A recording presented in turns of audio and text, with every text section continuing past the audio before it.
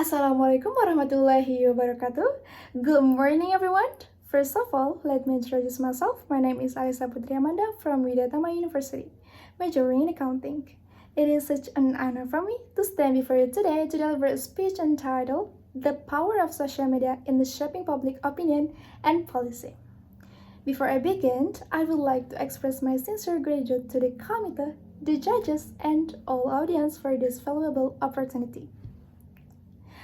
Ladies and gentlemen, at 2 a.m., a university student in Indonesia uploaded a crying video on TikTok, not because she wanted attention, not because she wanted to become a viral, but because her parents could no longer afford her tuition fees. Within hours, millions of people watched the video. Thousands shared it, and suddenly one student's tears became a national conversation. That is the power of social media today. Social media is no longer just a place for entertainment. TikTok is no longer just dancing videos. Instagram is no longer just selfies. And X is no longer just a platform for random opinions. Today, social media has become a battlefield of ideas, emotions, and public voices. One post can start a movement. One hashtag can pressure institutions, and one viral video can force policymakers to respond. One of the clearest examples in Indonesia can be seen in the controversy surrounding UKT, or university tuition fee increases, and the Tapera policy. These cases show us how social media can transform individual frustration into collective action. Ladies and gentlemen, let us begin with the UKT issues. Education should be a bridge toward a better future, but for many students, that bridge suddenly felt impossible to cross. When universities announced higher tuition fees, social media immediately exploded with reactions. Students uploaded videos of exhausted parents coming home late at night after working overtime, videos of tuition bills opened in silence, videos filled with fear, frustration, and uncertainty about the future.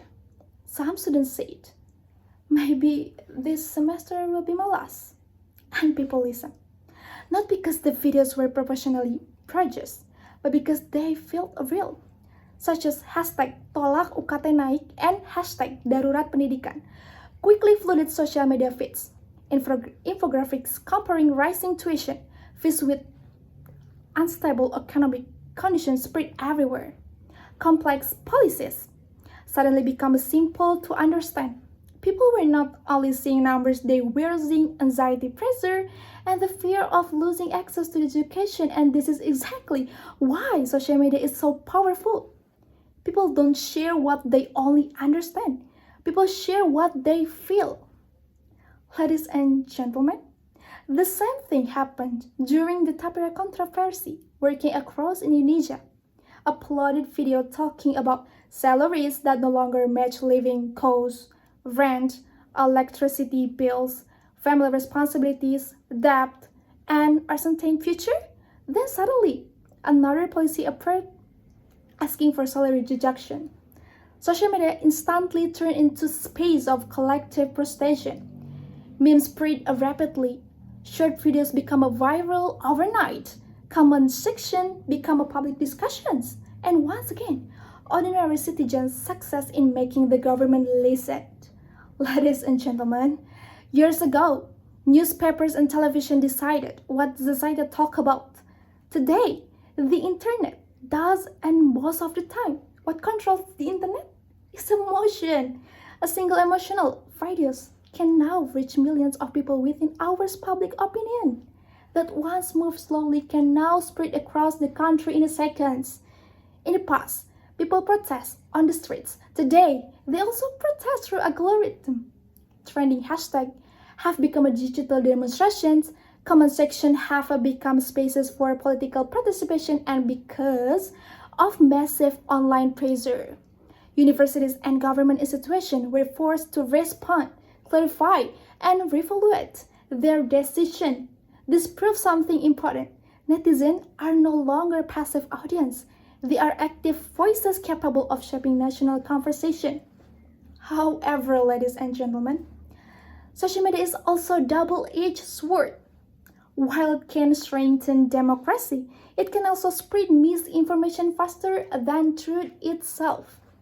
Today, people often share information immediately because it matches their emotions, not because it has been verified. In this digital era, emotional content spreads faster than factual content, and that is dangerous. Because when people stop checking facts, opinions can easily become manipulation. This is why digital literacy matters. As responsible digital citizens. We must learn not only how to speak loudly online, but also how to think critically. We must learn to verify before sharing, to criticize without spreading hate, and to remember that freedom of expression must always come with responsibility. What made these facts are the posts that powerful. The cases of Ukate and Tapera show us that social media has completely changed the relationship between society and policymakers. Today, democracy doesn't only exist in government buildings.